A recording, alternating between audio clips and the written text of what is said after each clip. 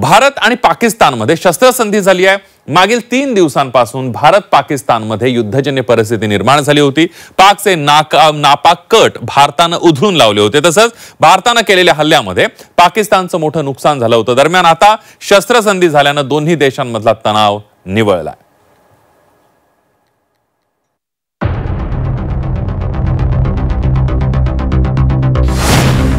भारत पाकिस्तान मध्ये शस्त्रसंधी।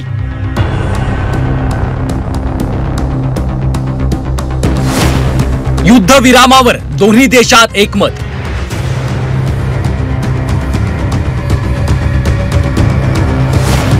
दक्षिण आशियातला तणाव निवळला। भारत आणि पाकिस्तान मध्ये शस्त्रसंधी झाली आहे, त्यामुळे दोन्ही देशांमधला तणाव आता निवळलाय। 22 एप्रिलला दहशतवाद्यांनी पहलगाममध्ये हल्ला केला होता। दरम्यान यानंतर भारतानं थेट पाकिस्तानमध्ये घुसून दहशतवाद्यांचा खात्मा केला। मात्र त्यानंतर पाकिस्ताननं भारताच्या सीमा भागात ड्रोन हल्ले तसंच गोळीबार केला। पाकिस्ताननं केलेले हे सर्व हल्ले भारतानं उधळून लावले होते। मात्र गेल्या 3 दिवसांपासून सुरू असलेला भारत पाकिस्तान मधल्या तणावाला आता ब्रेक लागलाय।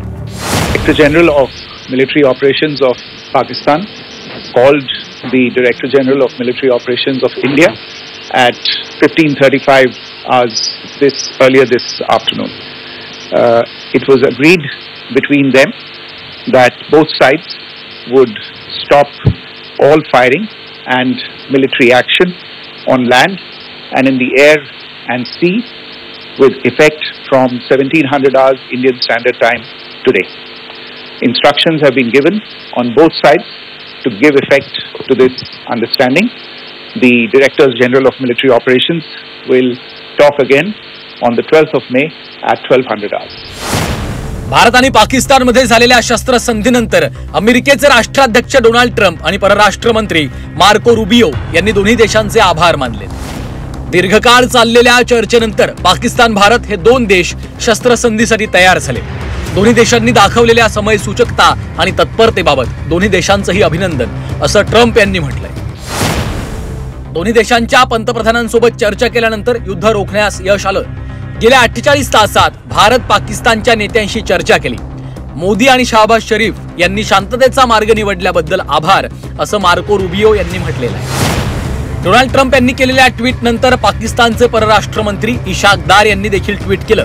आशिया शांततेसाठी कटिबद्ध असल्याचं त्यांनी म्हटलंय। भारत पाकिस्तान दोन्ही देशांचं तातडीनं शस्त्रसंधी करण्यावर एकमत झालंय। पाकिस्तान सार्वभौमत्व अबाधित राखून दक्षिण आशियात शांततेसाठी कटिबद्ध आहे।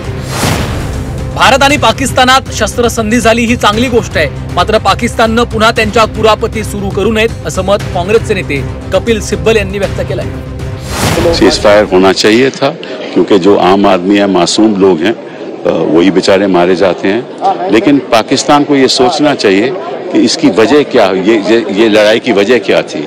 26 हमारे नागरिकों को मारा गया, बेरहमी से मारा गया।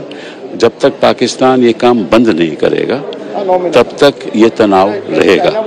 और सीजफायर हुआ है, अच्छी बात है, लेकिन आगे से इस किस्म की घटना नहीं होनी चाहिए। पहलगाम मध्ये दहशतवाद्यांनी निष्पाप पर्यटकांचा जीव घेतला। दरम्यान यानंतर भारतानं पाकिस्तानला धडा शिकवला। भारतानं दहशतवाद्यांचा खात्मा केला, तेव्हापासून भारत आणि पाकिस्तान मधला तणाव वाढला होता। 22 एप्रिलला दहशतवाद्यांकडनं पहलगाम मध्ये हल्ला झाला, यात 27 पर्यटकांचा मृत्यू झाला। 7 मे रोजी भारताकडनं पाकिस्तानातील दहशतवाद्यांच्या 9 ठिकाणांवर हल्ला करण्यात आला। भारतानं केलेल्या हल्ल्यात अनेक दहशतवादी कमांडर्सचा खात्मा करण्यात आला। भारतानं केलेल्या एअर स्ट्राईक नंतर पाकिस्तानकडनं भारताच्या सीमा भागात हल्ले करण्यात आले। 8 आणि 9 मे रोजी पाकिस्ताननं केलेले सर्व मिसाईल आणि ड्रोन हल्ले भारतानं उधळून लावले।